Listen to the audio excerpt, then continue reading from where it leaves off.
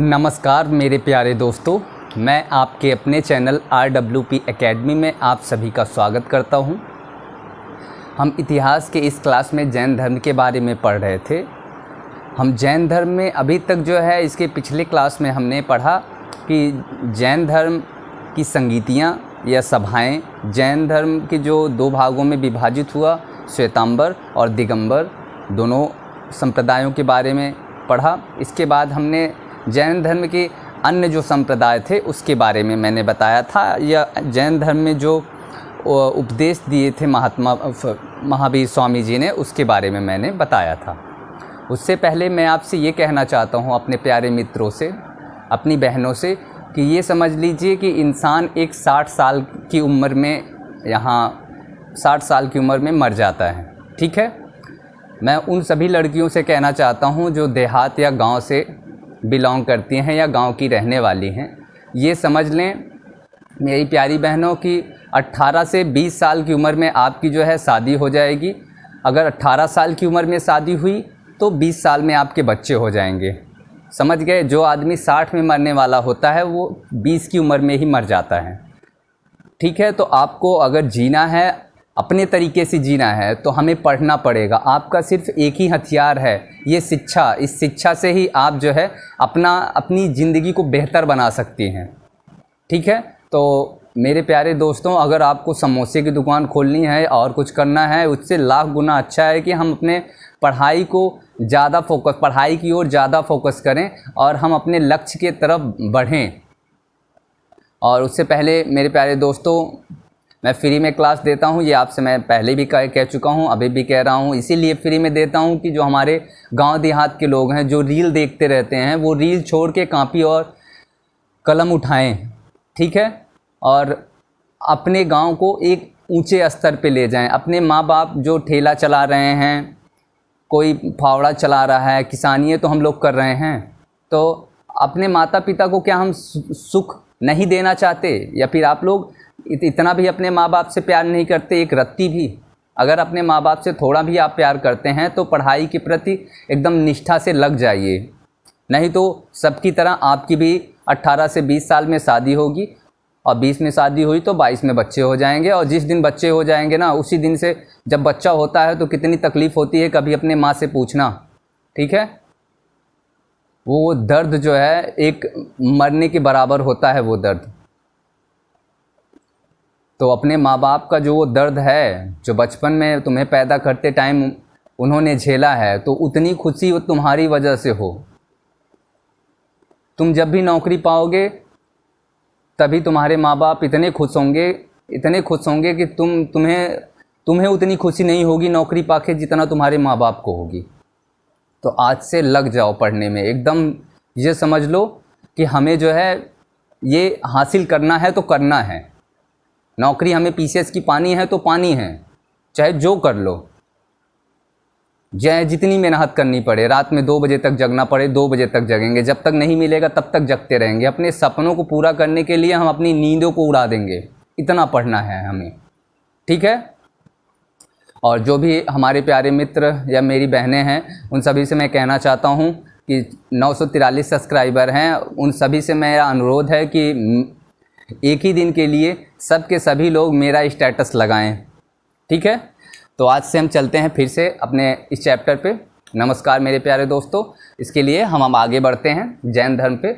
हमने अभी तक जैन धर्म में अन्य जो संप्रदाय थे उसके बारे में बताया था। अब जो है हमें जैन धर्म के जो कला क्षेत्र की चीज़ें हैं उसको बताते हैं। ठीक है, तो हेडिंग डालते हैं कला क्षेत्र। ठीक, कला क्षेत्र।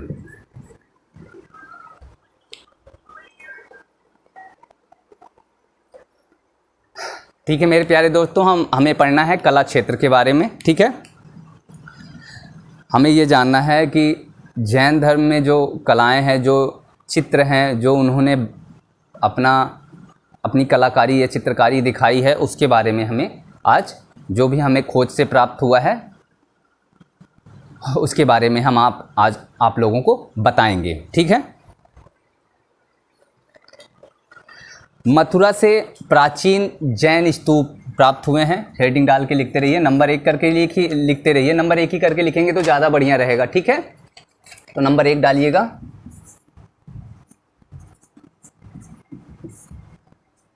मथुरा से प्राचीन जैन स्तूप तथा जैन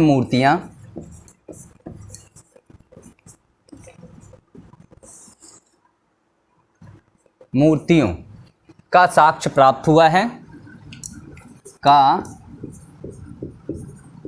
साक्ष्य प्राप्त हुआ है या मिलता है।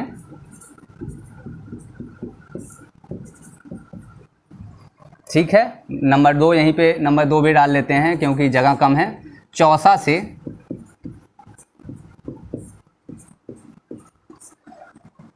से कांसे की प्राचीन जैन मूर्ति तथा अयोध्या से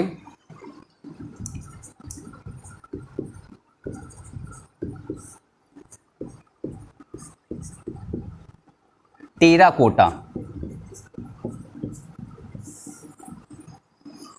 की प्राचीन जैन मूर्ति प्राप्त हुई है। टेराकोटा, टेराकोटा है, टेराकोटा की प्राचीन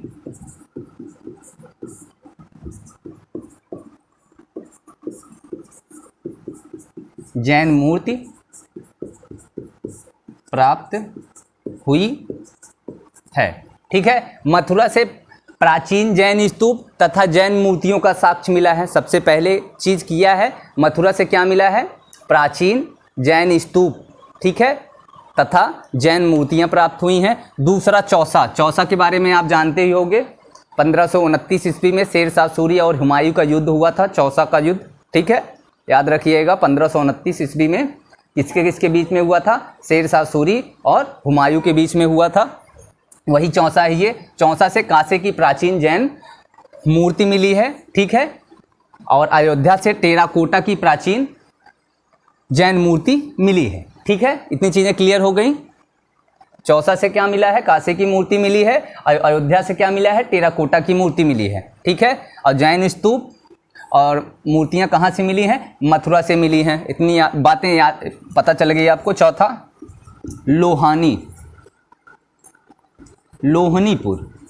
लोहनीपुर पटना में पड़ता है, ठीक है। हेडिंग में पटना भी लिख लेना अंदर ब्रैकेट में। पटना से जैन तीर्थंकर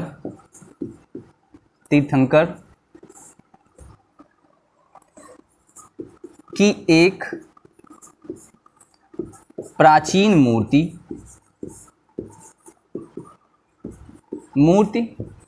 मिली है, ठीक है। पटना से जैन तीर्थंकर की एक प्राचीन मूर्ति मिली है। और चौसा से प्राप्त, लोहानी से भी देखो एक तीर्थंकर की मूर्ति मिली है, ठीक है। लोहानी से किसकी मिली है? महावीर स्वामी की एक मूर्ति मिली है, ठीक है। दूसरा एक हेडिंग नीचे से और डाल लो, चौथा नंबर। चौसा वही मैंने जो ऊपर बताया था। चौसा से प्राप्त कांस्य मूर्ति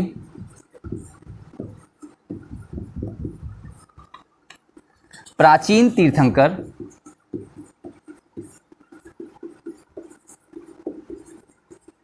ऋषभदेव, जिसे आदिनाथ कहा जाता है,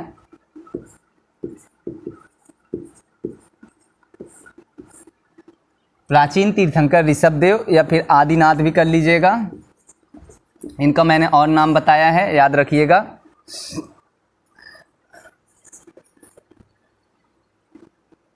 की मिली है, ठीक है। चौसा से किसकी कांस्य मूर्ति किसकी मिली है? ऋषभदेव की मिली है, याद रखिएगा। चौसा से किसकी मूर्ति मिली है? ऋषभदेव या फिर आदिनाथ जी की मूर्ति मिली है, ठीक।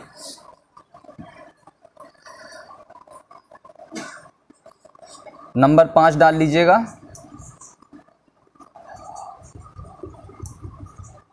उड़ीसा, उड़ीसा है, उड़ीसा नहीं उड़ीसा है, ठीक है। उड़ीसा में उदयगिरी, उदयगिरी की पहाड़ी पता होगी, ठीक है। एवं खंडगिरी, ये दोनों क्या हैं, पहाड़ियाँ हैं, ठीक है। उदयगिरी एवं खंडगिरी से जैन गुफाएं, जैन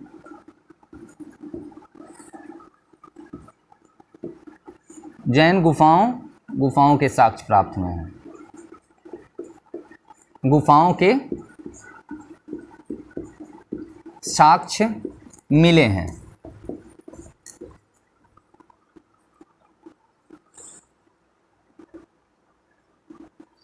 ठीक है। और उड़ीसा से उदयगिरी एवं खंडगिरी की पहाड़ी जो है, पहाड़ियों से जो गुफाएं मिली हैं, ये राजा खारवेल ने ये स्थापित करवाया था या फिर इनका निर्माण करवाया था, तो ये भी लिख लीजिएगा। उदयगिरी एवं खंडगिरी के जो जैन गुफाएं हैं, इसका निर्माण जो है खारवेल राजा थे, उन्होंने इसका निर्माण करवाया था, तो लिख लीजिएगा आगे।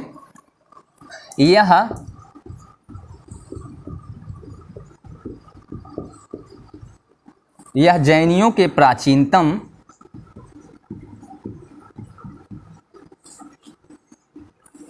गुफाएं स्थापत्य हैं, प्राचीनतम गुफाएं स्थापत्य या स्थापित हैं, जिनका निर्माण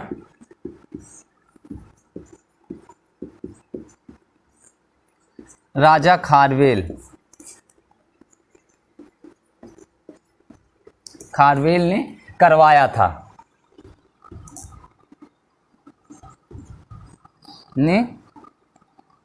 निर्माण राजा खारवेल ने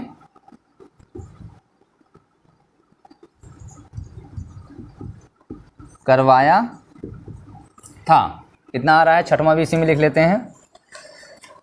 जैन मंदिरों में, छठवां लिखिएगा,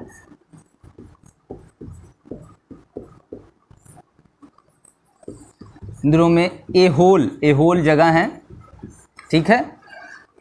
एहोल का नेघुटी मंदिर, नेघुटी मंदिर, रुक जाइए कलम चल नहीं रही है, दूसरा लिया जाए, ठीक है। नेघुटी मंदिर और एवं कर गए मोना एवं रविकीर्त का, रविकीर्त द्वारा निर्मित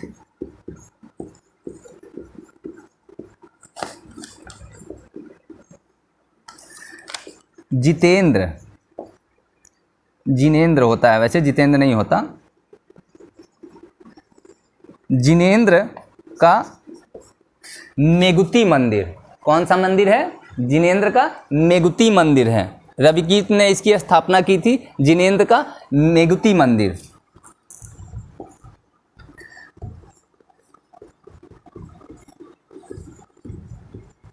माउंट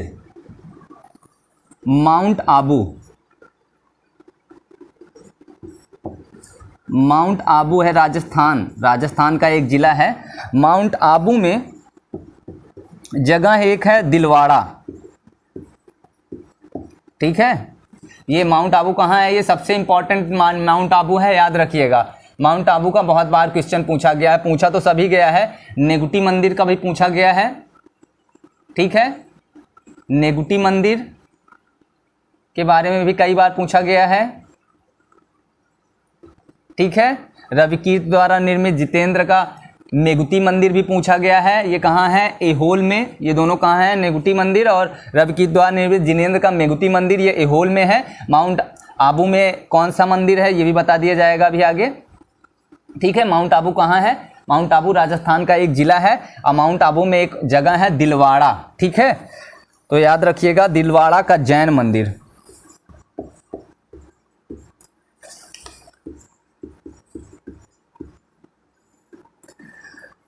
जैन मंदिर इसे किसने बनवाया था? बिमल शाह जी ने। विमल शाह ने किससे बनवाया था? विमल शाह के दो वास्तुकार थे, एक वास्तुपाल थे, ठीक है, लिख लीजिएगा। विमल शाह ने वास्तुपाल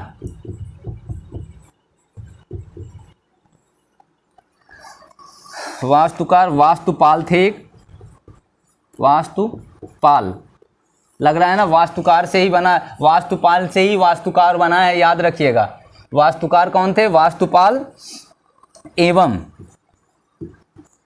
एवं इनके तेजपाल भाई थे, तेजपाल, ठीक है।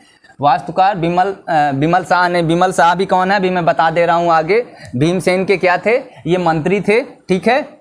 वास्तुकार कौन थे इसमें? वास्तुपाल और तेजपाल, याद रखिएगा। दिलवाड़ा मंदिर जो है विमल शाह जी ने बनवाया था। किससे बनवाया था? वास्तुपाल से और तेजपाल से, ठीक है। ये दोनों क्या थे? वास्तुकार थे, वो भी संगमरमर का बनवाया था, ये भी याद रखिएगा। एवं तेजपाल हो गया, अच्छा, तेजपाल से संगमरमर का बनवाया था।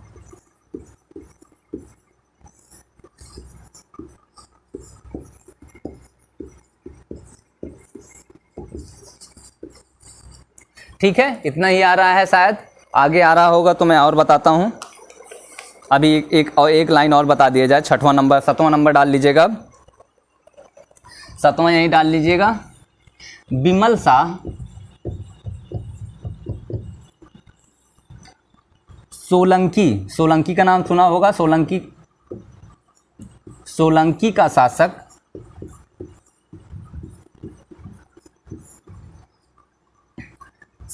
भीमसेन नहीं, भीमदेव थे, ठीक है। भीमदेव प्रथम का मंत्री था। पूछ सकता है वो कि ये विमल शाह जो जैन मंदिर बनवाया था जो राजस्थान के दिलवाड़ा में, अब माउंट आबू जो है, माउंट आबू के दिलवाड़ा में जो जैन मंदिर बनी है वो किसने बनवाई है? सबसे पहली चीज़ विमल शाह ने बनवाई थी, ठीक है। समझ में आ गई किससे बनवाई थी? वास्तुकार जो थे वास्तुपाल थे और तेजपाल थे, ठीक है, ये भी समझ में आ गया। वो पूछ सकता है विमल शाह कौन थे, ठीक है, जिन्होंने मंदिर बनवाया है माउंट आबू का दिलवाड़ा मंदिर, जैन मंदिर जो बनवाया है विमल शाह, वो कौन थे? तो वो जो हैं सोलंकी शासक भीमदेव प्रथम के मंत्री थे, ठीक है।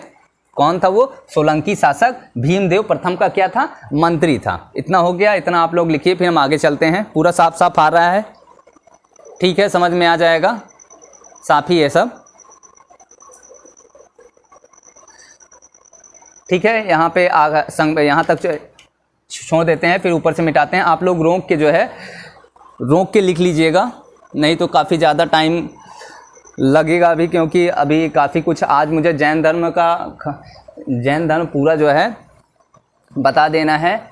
आज तीसरा एपिसोड है जैन धर्म का। इससे पहले जो है मैंने 43 वीडियो बनाई है, आप लोग ध्यान से पढ़िए। इतिहास की जो है 43 वीडियो हो चुकी है। उससे पहले मैंने रीजनिंग, पीसीएस की पूरी रीजनिंग जो है पढ़ा दी है, तो आप लोग जो है उसे भी देखिए। हिंदी भी मैंने पढ़ाई है, उससे देखिए। आप के लिए मैंने बहुत कुछ पढ़ा दिया है, तो आपको रोज़ पढ़ाऊंगा मैं, याद रखिएगा। रोज़ आपके पास 2 वीडियो, 1 वीडियो, 2 वीडियो रोज़ पहुंचेगी। और इसी तरह हम लोग ये टारगेट बनाइए कि 2025 या 2026 में मुझे नौकरी चाहिए ही चाहिए। एक दिन में कोई भी काम नहीं होता, याद रखिएगा। आप खेती भी करते हो, एक दिन में वही क्या हो सकता है, एक दिन में सिर्फ करना चाहेंगे तो मजदूरी कर सकते हैं। एक दिन किया, मजदूरी आपको मिल जाएगी। अगर आप खेती भी करेंगे तो ये मान लीजिए 3 से 4 महीने, ठीक है। गेहूं लगाया तो 4 महीने देना पड़ेगा, धान लगाया तब भी आपको 3 से 4 महीने देना पड़ेगा। याद रखिए कि कोई भी काम जो आपके पिताजी आज करते हैं उसका फल जो है हमें खेती में 4 महीने बाद मिलता है। उसी तरह जब हम पढ़ाई करते हैं तो हमें उसका जो है रिजल्ट 20 साल 25 साल में मिलता है। आपकी उम्र हो गई होगी 20 साल 25 साल, तो मैं ये कहना चाहता हूँ कि अब जो है आपको उसका रिजल्ट मिलने वाला है अगर आप ध्यान दे रहे हो तो, ठीक है। तो हम मिटाते हैं, आगे चलते हैं। विमल शाह प्रथम तक मैं छोड़ देता हूँ, 7वां नंबर, ऊपर से फिर चलते हैं।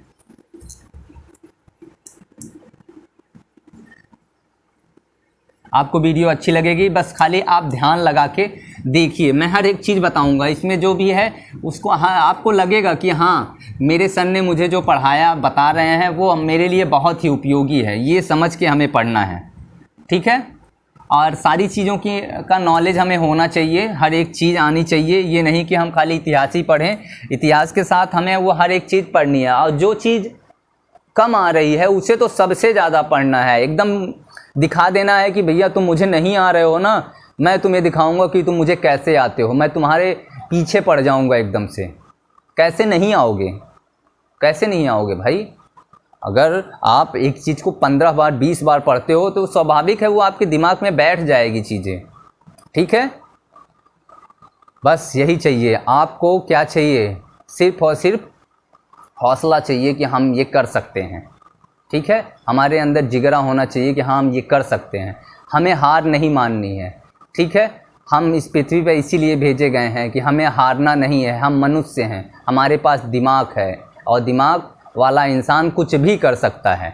आप कुछ भी कर सकते हो, ठीक है। कुछ भी तब भी कर सकते हो जब आप अपने सपने के लिए जगोगे, ठीक है, अपने सपने के पीछे भागोगे। समझ में आ रही हैं बातें? ठीक है, तो हम आगे चलते हैं। हाँ, तो बिमल शाह सोलंकी शासक भीम देव प्रथम का क्या था? मंत्री था। 7 नंबर 8वां नंबर यहाँ से लिखिएगा। इस मंदिर के गर्भगृह में, ये जो माउंट आबू का दिलवाड़े में जो जैन मंदिर है, इस मंदिर के गर्भगृह में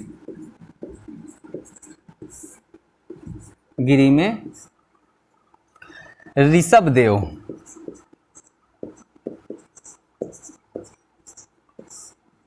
या फिर आदिनाथ लिख लीजिएगा की मूर्ति स्थापित है। ऋषभदेव की या आदिनाथ की मूर्ति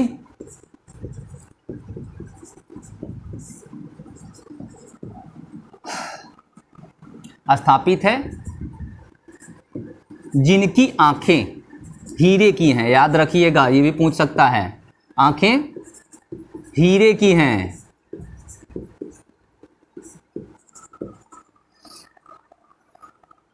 और लिख लीजिएगा इसमें राजस्थान के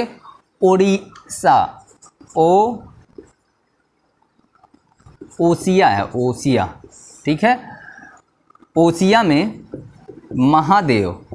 महावीर नहीं, महावीर का मंदिर है, ठीक है। याद रखिएगा, राजस्थान का जो माउंट आबू है, आबू जिला है, राजस्थान का जो माउंट आबू जिला है, जहाँ दिलवाड़ा एक स्थान है, और वहाँ पे जो मूर्ति है वो किसकी है? ऋषभदेव की है, जो हमारे प्रथम तीर्थंकर जैन धर्म के हैं, उनकी मूर्ति है।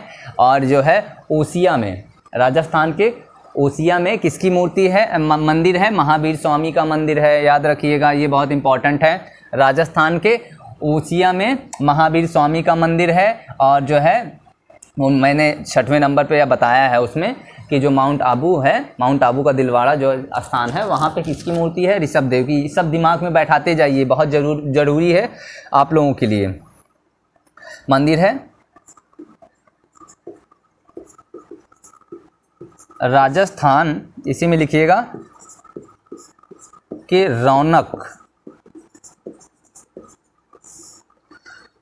रौनकपुर में जैन मंदिर स्थापित है।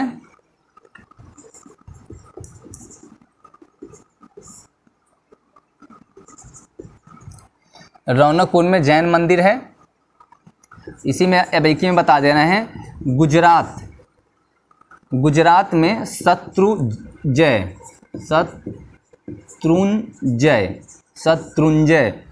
ठीक है। शत्रुंजय क्या है? एक पहाड़ी है, ठीक है। गुजरात की एक पहाड़ी है शत्रुंजय, ठीक है। पर पालीताड़ा, पहाड़ियों पर पालीताड़ा का जैन मंदिर है, याद रखिएगा ये भी।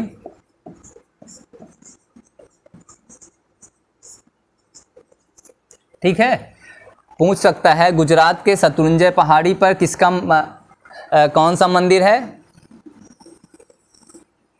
पालीताड़ा का जैन मंदिर है। गुजरात का जो शत्रुंजय पहाड़ी पर पालीताड़ा का मंदिर है, याद रखिएगा। गुजरात के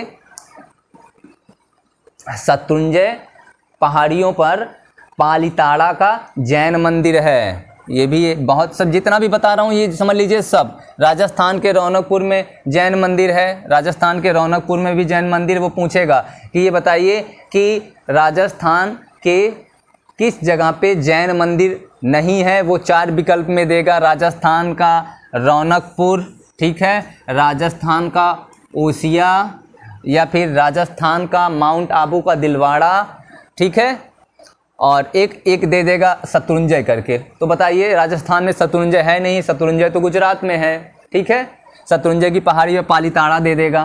ठीक है, पालीताड़ा का जैन मंदिर, सब याद रखिएगा। एकदम बता रहे हैं कि ऐसे ही क्वेश्चन पूछेगा वो पीसीएस में, और आप नहीं सॉल्व कर पाओगे तब।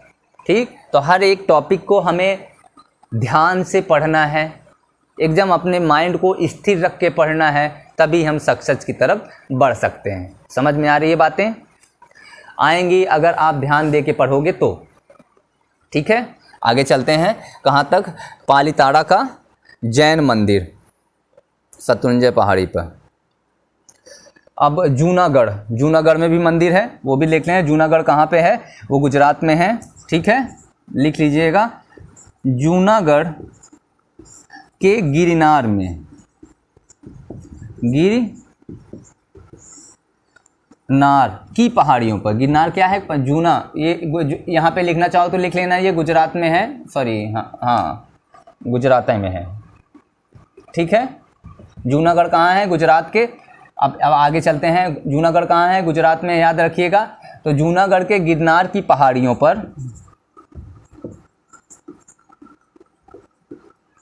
पर नेमिनाथ, मैंने बताया था आगे, नेमिनाथ ये भी एक तीर्थंकर हैं। ठीक है, नेमिनाथ का मंदिर है।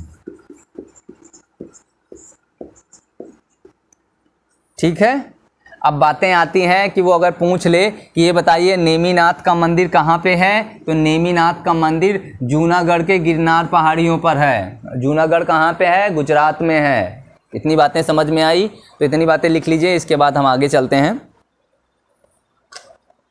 अब हमें पढ़ना है जैन धर्म के तीर्थंकर एवं उनके प्रतीक के बारे में। ठीक है, हर एक चीज़ आपको समझ में आएंगी। जो भी चीज़ें एकदम समझ लीजिए, जो भी पढ़ाता हूँ पूरा पढ़ाता हूँ। पहली चीज़ तो आप लोग पढ़ेंगे तभी आगे बढ़ेंगे, बिना पढ़े आज तक कोई सफलता पाया ही नहीं है। ठीक है, हाँ, तो आप लोग एक बार देख लीजिए, फिर इसे मिटाते हैं, आगे चलते हैं।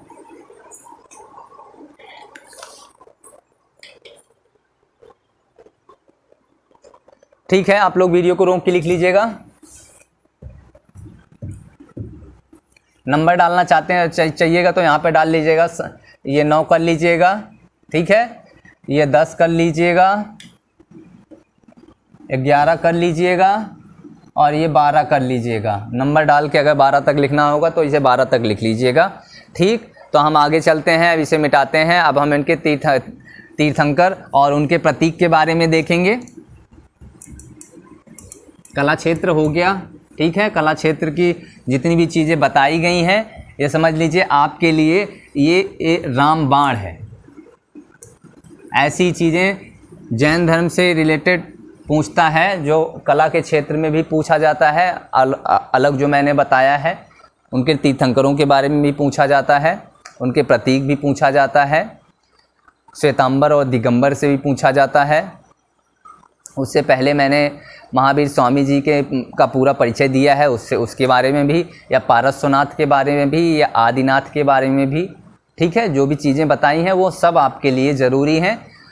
बहुत सारी वीडियो बना रहा हूँ, ये 44वां वीडियो है इतिहास का, हमारे प्राचीन भारत के इतिहास का। ये आज 44वां वीडियो है जो मैं बना रहा हूँ, और 44 वीडियो को मैं देख रहा हूँ कि कोई 33, कोई 35, कोई 100, कोई 150, कोई 200, कोई 250, मतलब ये क्या है, आप लोग इतना क्या मतलब ऐसे हैं कि आप पढ़ना ही नहीं चाहते, सिर्फ रील में क्या कर रहे हैं आप? कम से कम जो बड़े लोग हैं वो अगर मेरी वीडियो उन तक पहुंच रही है तो वो अपने बच्चों पर ध्यान दें।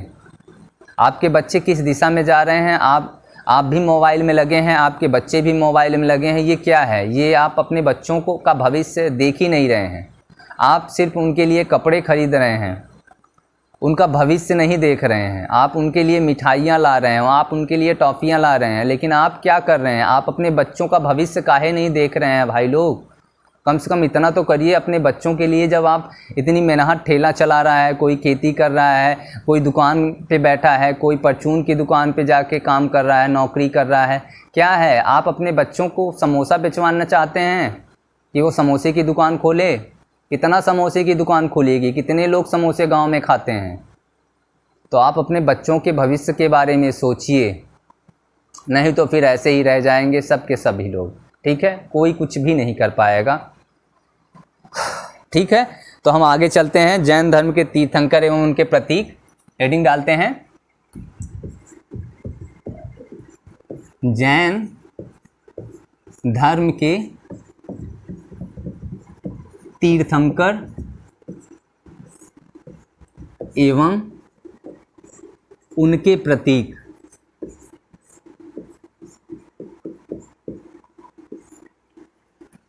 ठीक है, तो एक तरफ हेडिंग डालते हैं तीर्थंकर। तीर्थंकर के बारे में भी मैंने बताया है कि तीर्थंकर किसे कहते हैं। ठीक है, और एक तरफ लिखिएगा प्रतीक। सबसे पहली चीज़ मैंने शुरुआत में ही बताया था कि जैन धर्म में टोटल 24 तीर्थंकर हुए हैं। ठीक है, 24 तीर्थंकरों के नाम बताए जाएंगे और उनके प्रतीक बताए जाएंगे। ठीक है, कुछ जो भी आपको इसमें समझ में ना आए वो आप कमेंट्स बॉक्स में लिख के मुझे बताइए, मैं उनका जवाब जो है आपको कमेंट्स में ही दूंगा। ठीक है, क्योंकि आप लोगों का कमेंट्स आता नहीं है। मैं इतनी मेहनत करता हूं, मैं इतना आपको आपके प्रति एकदम पूरा अपना योगदान 100% देता हूं, लेकिन आप लोग एक तो वीडियो भी कम देखते हैं और कमेंट्स तो बिल्कुल ही नहीं करते हैं। आप लोग कम से कम कमेंट्स करके ये तो जाहिर करिए कि हाँ सर, मैं आपकी वीडियो देख रहा हूँ, मैं आपके लिए कर रहा हूँ, तो आप लोग भी तो इतना करिए। ठीक है, चलिए 24 तीर्थंकरों के बारे में देखते हैं। नंबर 1 डालिएगा ऋषभदेव या फिर जिन्हें हम कहते हैं आदिनाथ। ठीक है, इनका जो है प्रतीक है ऋषभ है। ऋषभ मीन्स है सांड है। ठीक है, ऋषभ मतलब सांड। नंबर 2, नंबर 2 जो है अजीत नाथ हैं। अजीत नाथ। ठीक है, अजीत नाथ जी का है गज। गज मतलब जानते ही हो, हाथी होता है। ठीक है, तो इनका अजीत नाथ का प्रतीक क्या है? हाथी है। ठीक है, तीसरे नंबर के जो है संभवनाथ हैं।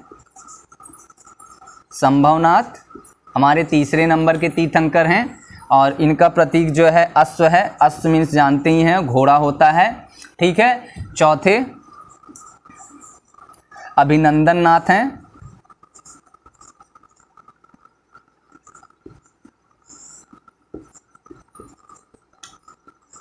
अभिनंदन नाथ हैं और अभिनंदन नाथ का कपि मीन्स बंदर होता है, ये आप जानते ही हैं। कुछ चीज़ें मैं नहीं बताऊंगा, वो आपको कमेंट्स में बताऊंगा। सुमित नाथ, पांचवें कौन हैं? सुमित नाथ जी हैं। और सुमित नाथ के जो प्रतीक है वो क्रॉच है। क्रॉच का मतलब नहीं बताया जाएगा। ठीक है, वो आप कमेंट्स बॉक्स में लिखिएगा। छठवां है पद्यनाथ। पद्य प्रभु हैं, पद्य प्रभु, प्रभुनाथ, पद्य प्रभु। पद्य प्रभु का जो है पद्य है, पद्य का भी नहीं बताया जाएगा, वो आप लोग देख लीजिएगा। 1 2 3 4 5 6 7, सातवें नंबर के जो हैं सुपार्श्वनाथ। सुपार्श्वनाथ। ठीक है, सुपार्श्वनाथ का जो है प्रतीक है स्वास्तिक। स्वास्तिक जानते ही हैं, ये वाला स्वास्तिक देखते हो, और औरतें ज़्यादा ये बनाती हैं। इस बार जो है औरतें ये बनाए चित्र आप लोग देखे ही होंगे, बहुत जगह पे बना मिलता है ये, ठीक है, ऐसे ही रहता है ज़्यादातर। ठीक, ये है हमारा स्वास्तिक का निशान। 8 चंद्र प्रभु,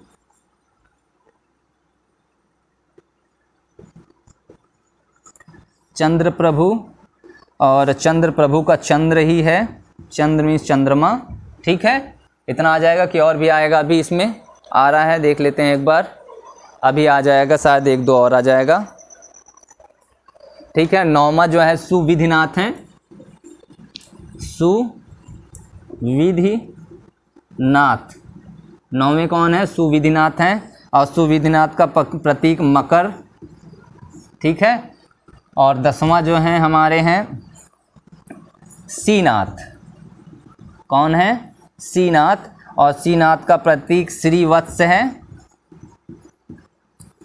ठीक है। इतना ही आ रहा है शायद, चलिए यहाँ से फिर लिख लेते हैं।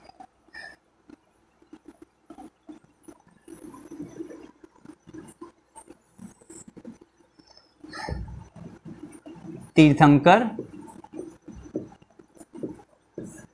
प्रतीक, ठीक है। 10 हो गए हैं, अब आगे चलते हैं 11 से, ठीक है। 11 हमारे श्रेयांशनाथ हैं, 11वें कौन है? श्रेयांश,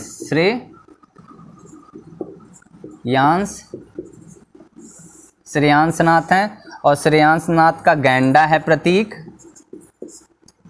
ठीक। 11 नंबर पे हो गए। 12 नंबर पे हमारे पूज्यनाथ हैं, ठीक है।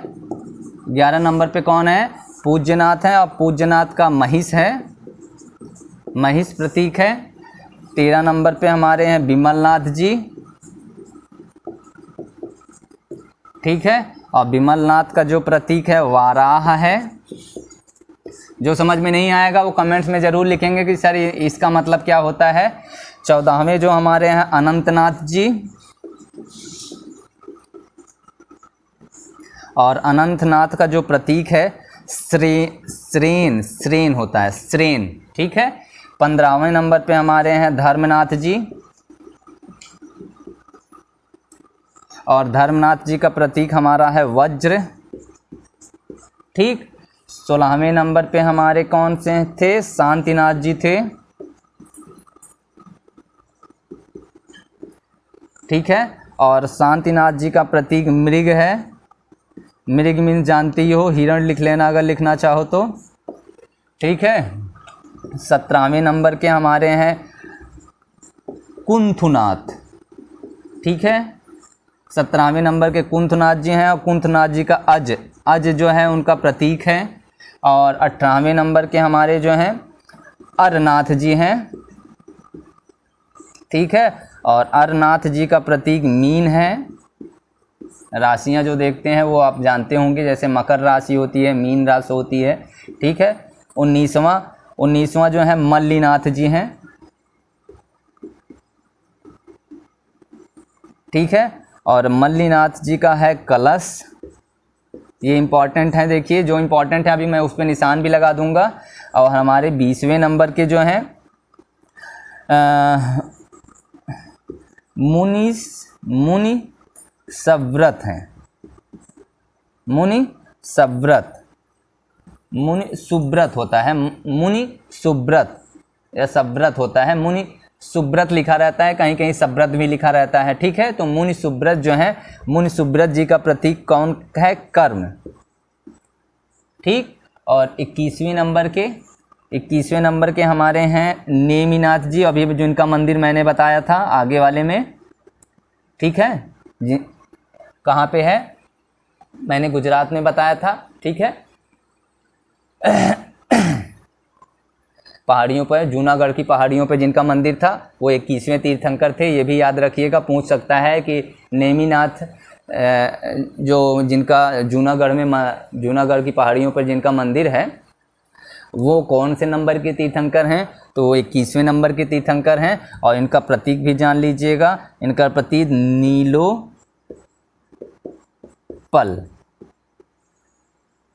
नीलोत्पल इनका प्रतीक है। ये 21 ठो मैंने लिख दिया है, बाकी 3 ठो अभी अब मिटा के उधर लिख लीजिएगा, आ रहा है पूरा। हाँ, 22वां भी लिख लीजिए, इसी में अरिष्टनेमि जी संख है उनका, 22वां भी लिख लीजिए यहाँ, अरिष्टनेमि जी।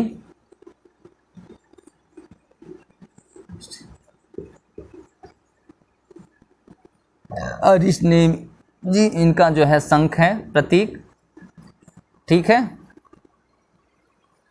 अरिष्टनेमि जी का क्या है प्रतीक? शंख है। 21वें नंबर के वो तीर्थंकर हैं, ठीक है। इतना लिख लीजिए, फिर आप लोग रुकिए, वीडियो को रोक के लिख लीजिएगा, हम आगे चलते हैं क्योंकि वीडियो जो है काफ़ी बड़ी बनती जा रही है, ठीक है।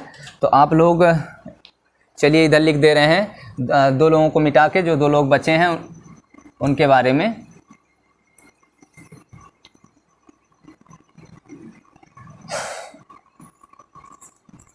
तेईसवें नंबर और 24वें नंबर मैंने बताया था। 23वें पारसनाथ जी, ठीक है। इनका सर्पफण है, ठीक। और हमारे महावीर स्वामी जी का सिंह है,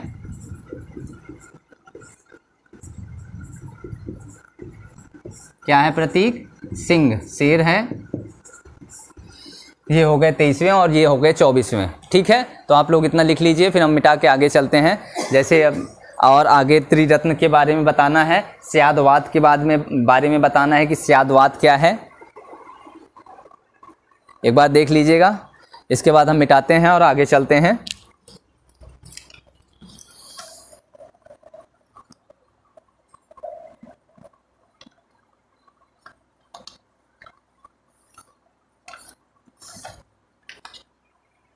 ठीक है, मिटाते हैं और हम आगे चलते हैं।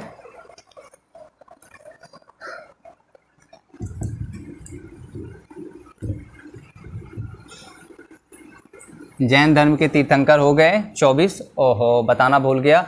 देखिए सर्पफण जो है, ठीक है, पार्श्वनाथ जी हैं। और ये अश्व, कपि, ये सब जो इम्पोर्टेंट हैं बता दे रहा हूँ। वाराह के बारे में, हिरण के बारे में, कलश के बारे में, शंख जो है, ये सब क्या है इम्पोर्टेंट है, इनको याद करना बहुत ही ज़रूरी है। स्वास्तिक मैंने जो बताया था, ठीक है। तो ये सब जो है इम्पॉर्टेंट है, आप लोग जो है इसे ज़रूरी से जो 10-11 तो जो बहुत ज़रूरी हैं वो आप लोग याद कर लीजिएगा, ठीक है। जैसे मैंने टिक मार दिया है कुछ पे, कलश पे, शंख पे, कर्म पे, सिंह पे, सर्पफण पे, बाराह पे, मृग पे, वज्र भी याद कर लीजिएगा, ठीक है। स्वास्तिक जो मैंने बताया था उनका वो भी याद कर लीजिएगा। अब मैं मिटाता हूँ, अब चलते हैं आगे। हम पहले तो लिख लीजिएगा, कोई भी चीज़ छूटे ना, याद तो हमें सब करना है क्योंकि हम पीसीएस के स्टूडेंट हैं, तो हमें सब पता होना चाहिए, कुछ हमें छोड़ना नहीं है, ये बातें हमें पता होनी चाहिए, ठीक है। अब हम त्रिरत्न के बारे में देखेंगे, त्रिरत्न क्या है, ठीक है। जैन धर्म का जो त्रिरत्न है, त्रिरत्न, त्रिरत्न मतलब सम्यक ज्ञान,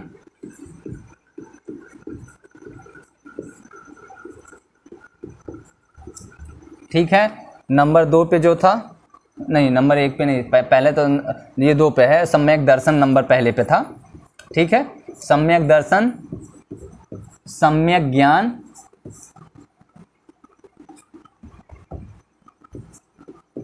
और एक है सम्यक आचरण,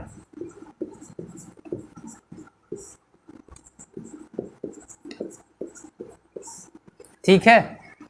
सम्यक ज्ञान मतलब सत्य में विश्वास, ठीक है। सत्य में विश्वास मतलब सम्यक दर्शन है, और जो है वास्तविक जो ज्ञान होता है वो सम्यक ज्ञान है,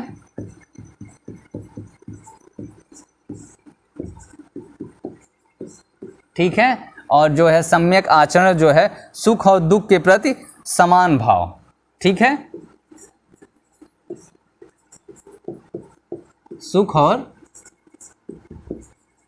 दुख के प्रति समान भाव होना चाहिए आदमी में, ये क्या है, सम्यक आचरण है। या फिर इसी को कह सकते हो सुख दुख समाप्त।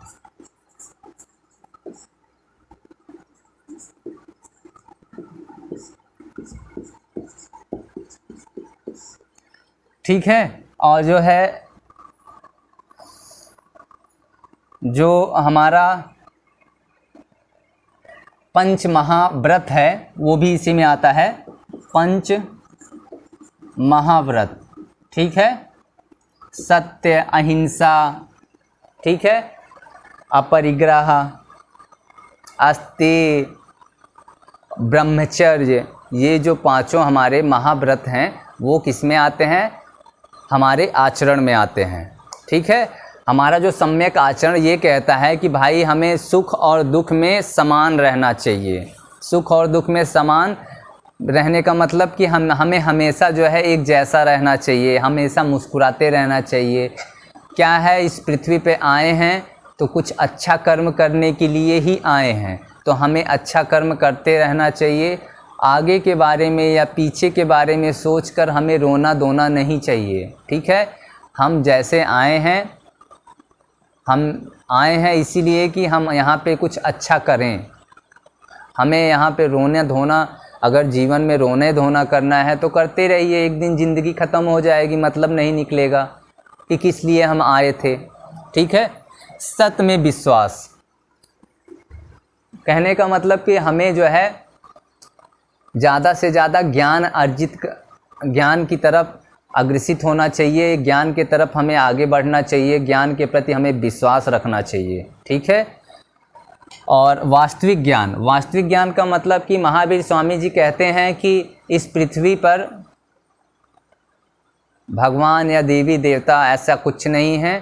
ठीक है। ये पृथ्वी जो है सार्वभौमिक रूप से चल रही है। ठीक। यहाँ पे कोई जो है देखने वाला नहीं है। ये हमारा क्या है, वास्तविक ज्ञान है कि यहाँ पृथ्वी जो है, सब कहते हैं ना कि परमेश्वर जी सब देख रहे हैं। ठीक है। तो महावीर स्वामी जी का कहना है कि कोई भी परमेश्वर हमें नहीं देख रहा है, हम जैसा कर्म करते हैं वैसा फल हमें मिल जाता है इसी पृथ्वी पे जिंदे में ही। सोचिएगा कभी कि हम जो आज गलतियां करते हैं उसका परिणाम हमें भले 10 साल बाद मिले, लेकिन मिलता ज़रूर है।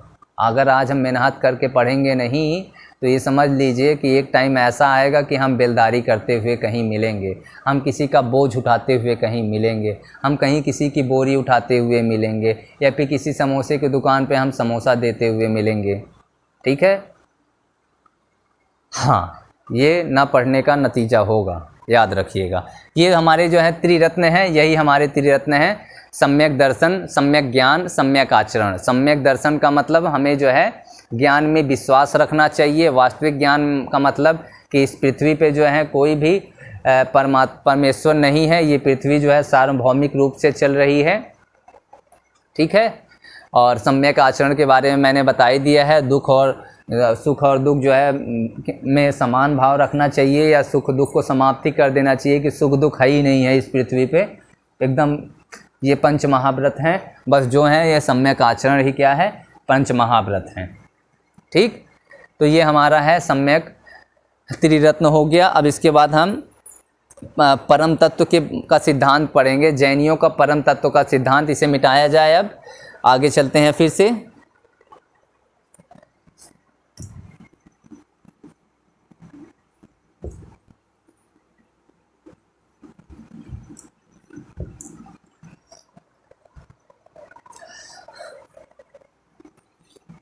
जैनियों का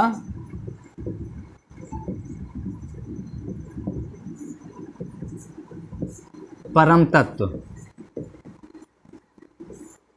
सिद्धांत लिख देते हैं यहाँ पे।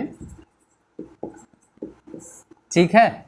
जैनियों का जो परम तत्व का सिद्धांत है, इसे ही हम क्या कहते हैं, या फिर इसे हम कह सकते हैं कहीं श्यानवाद कहते हैं। ठीक है। श्यानवाद का सिद्धांत, या फिर कहीं कहीं लिखा मिल जाएगा आपको सप्त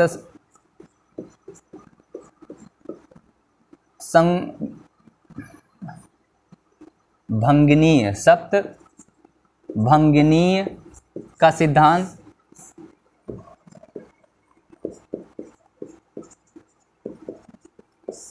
सप्त भंगनीय मतलब ये 7 जो है 7 तरह का उपदेश दिया गया है, यही क्या है, श्यानवाद का सिद्धांत है।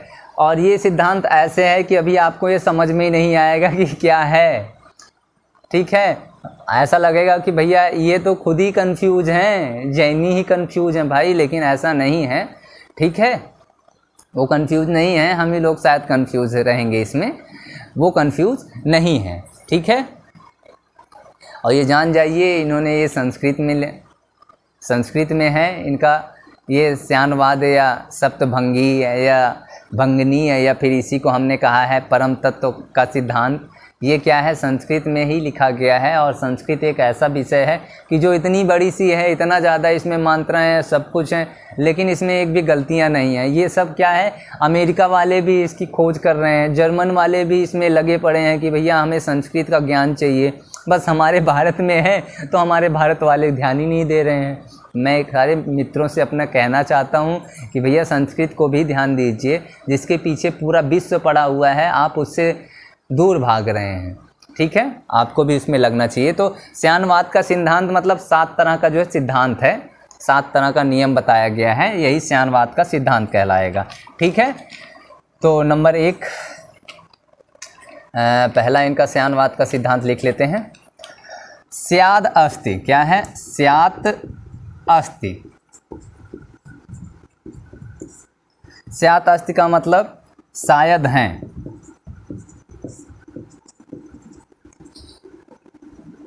शायद परम तत्व है, ठीक है, शायद परम तत्व है, ये पहला सिद्धांत था, स्याद अस्ति, शायद ईश्वर है, या फिर सॉरी ईश्वर परम तत्व ही कहिए, क्योंकि ये अनिश्वरवाद है, अनिश्वरवाद, ये ईश्वर में विश्वास नहीं रखते हैं, ये आत्मा में विश्वास रखते हैं, ठीक है।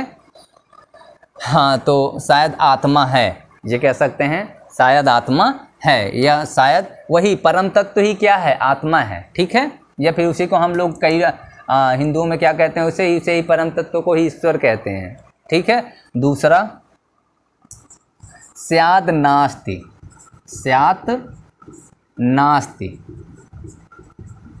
आस्ति है, अस्ति लिख दिया मैंने, आस्ति, शायद ईश्वर नहीं, शायद नहीं है, शायद नहीं है मतलब शायद परम तत्व नहीं है, ठीक है। अब बताओ, पहले में क्या आते हैं, कहते हैं स्यात आस्ति, दूसरे में कह रहे हैं स्याद नास्ति, ठीक है। शायद परम तत्व है, शायद परम तत्व नहीं है, ठीक है। तीसरे में उन्होंने यही कहा है, स्याद आस्ति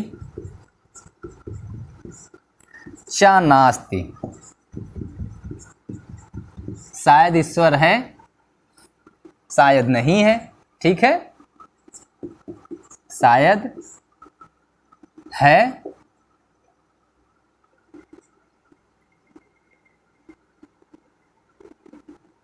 या नहीं है, ठीक है। शायद ईश्वर परम तत्व है और या नहीं है, ठीक है।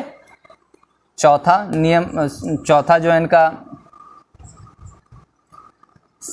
स्यात् अव्यक्तम, स्यात् अव्यक्तम, शायद कहा नहीं जा सकता, शायद कहा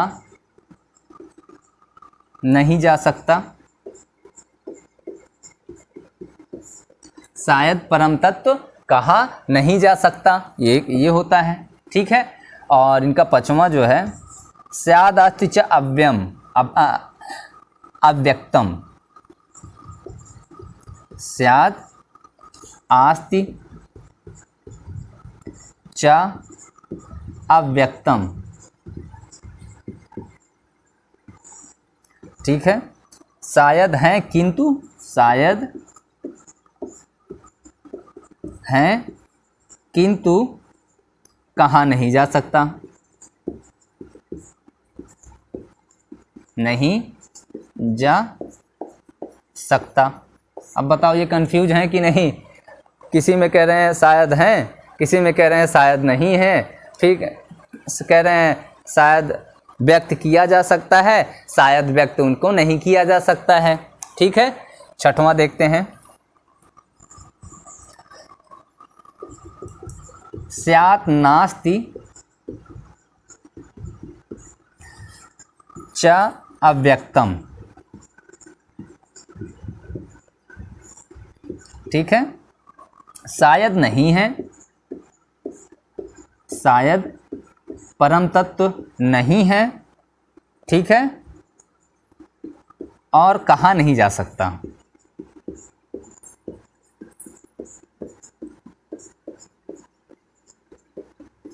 ठीक है, स्यात् नास्ति च अव्यक्तम, शायद नहीं है और कहा भी नहीं जा सकता।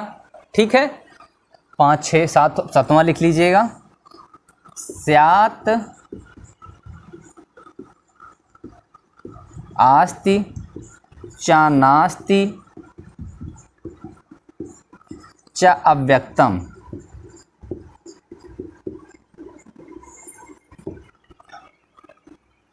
ठीक है,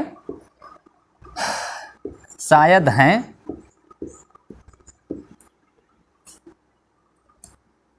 नहीं है और कहा नहीं जा सकता।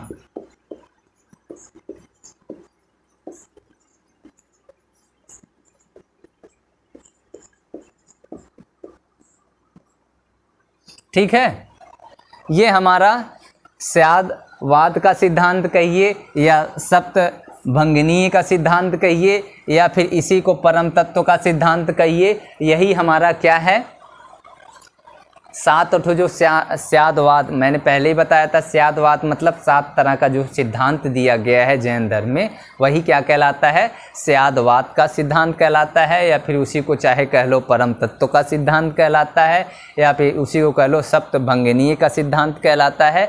यही है हमारा 7 तरह का जो है सिद्धांत जो उन्होंने जैनियों ने जैन धर्म में बताया गया है। ठीक है, तो इसमें एक इम्पॉर्टेंट चीज़ नोट में यहाँ पे लिख लीजिएगा, नोट में बहुत ज़रूरी चीज़ें हैं, ये कई बार क्वेश्चन में पूछता है। राष्ट्रकूट, गंग, चालुक्य और चंदेलों ने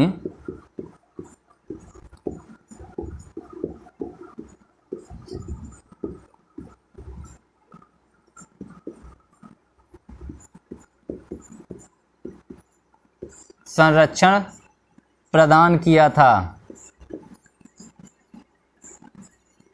ठीक है, एकदम बता रहा हूँ जोरों शोरों से जो है, एकदम जोरों शोरों से क्या है, राष्ट्रकूट, गंग, चालुक्य और चंदेलों ने जैन धर्म को क्या किया था, संरक्षण प्रदान किया था। वो कई बार पूछ लेता है, ऐसे 4 विकल्प दे देगा, वो कहेगा कि ये बताइए कि जैन धर्म को संरक्षण प्रदान नहीं किया गया, वो देगा राष्ट्रकूट दे देगा, चंद दे देगा, चालुक्य दे देगा, ठीक है, और एक गुप्त काल दे देगा। ठीक है, तो अब जो है 3 तो दे दिया है, वो कहेगा कौन सा नहीं संरक्षण प्रदान किया है, तो वो आप चंद गुप्त में मार दीजिएगा। ठीक है,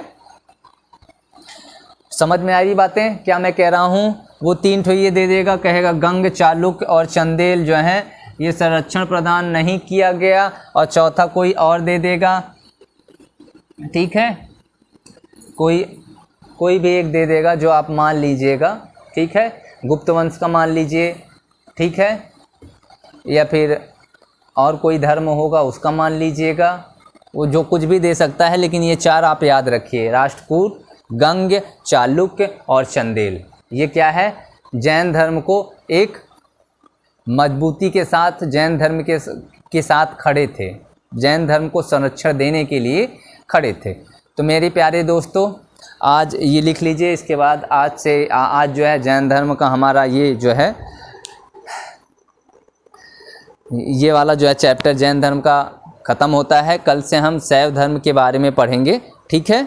शैव धर्म, फिर वैष्णव धर्म, आजीवक संप्रदाय, ठीक है, जो मैंने बताया था, और सारे संप्रदायों के हम सब के बारे में पढ़ेंगे। हम पीसीएस का क्लास कर रहे हैं तो उसमें हमें कुछ भी नहीं छोड़ना है, हमें सब पढ़ते हुए चलना है।